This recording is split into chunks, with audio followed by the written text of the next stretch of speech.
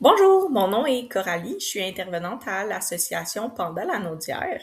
Donc aujourd'hui, la capsule s'intitule Comment accompagner un enfant qui vit difficilement la déception. Donc ici, nous avons un petit ordre du jour. On va aborder vraiment comment comprendre la réaction de l'enfant, les comportements à éviter en tant que parent, accueillir et valider l'émotion, aider l'enfant à retrouver son calme et le rôle du parent dans tout ça. Donc, tout d'abord, tous les enfants vivent des déceptions, mais certains les vivent plus intensément que d'autres. Comme parent, il peut être difficile de savoir comment réagir lorsqu'un enfant pleure, se fâche ou fait une crise après un refus suite à une situation frustrante. Aujourd'hui, je vais présenter quelques façons simples d'accompagner un enfant qui vit difficilement avec la déception. Les différents comportements à adopter sont accueillir l'enfant, comprendre et l'accompagner.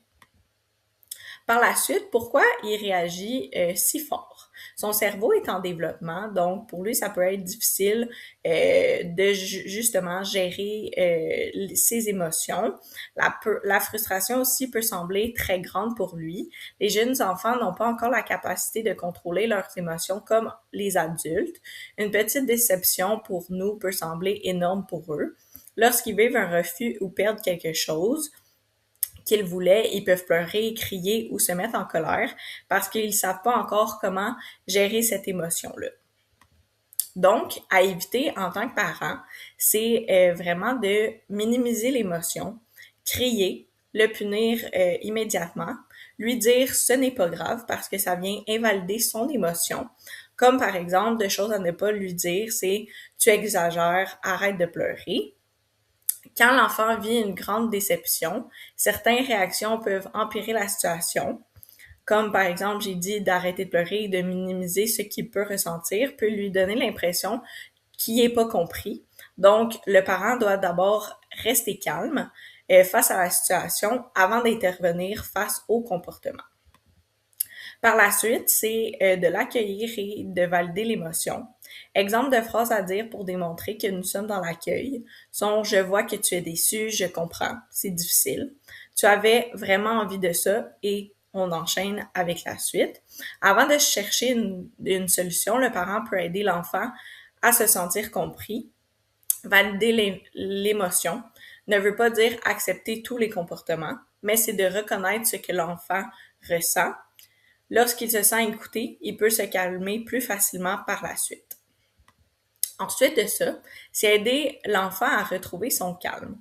Donc, quoi faire pour aider l'enfant à retrouver son calme? On l'invite à respirer avec l'enfant, lui proposer de prendre une pause, nommer l'émotion et trouver une émotion, pas une émotion, mais une solution ensemble. Donc, ça va faire en sorte que l'enfant va retrouver plus son calme par la suite.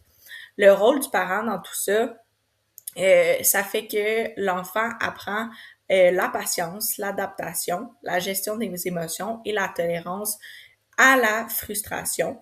Même si c'est difficile, les déceptions font partie de l'apprentissage. Le rôle du parent n'est pas d'éviter toutes les frustrations, mais d'aider l'enfant à les traverser de façon sécurisante et bienveillante. Avec le temps, l'enfant va développer des outils pour mieux gérer ses émotions. Donc, pour conclure, à retenir, c'est de rester calme, de valider l'émotion, accompagner sans juger et lui enseigner des stratégies qu'il va pouvoir réutiliser par la suite face à des situations qui vont le faire vivre de la déception. Donc, merci pour votre écoute et j'espère que ça vous a aidé.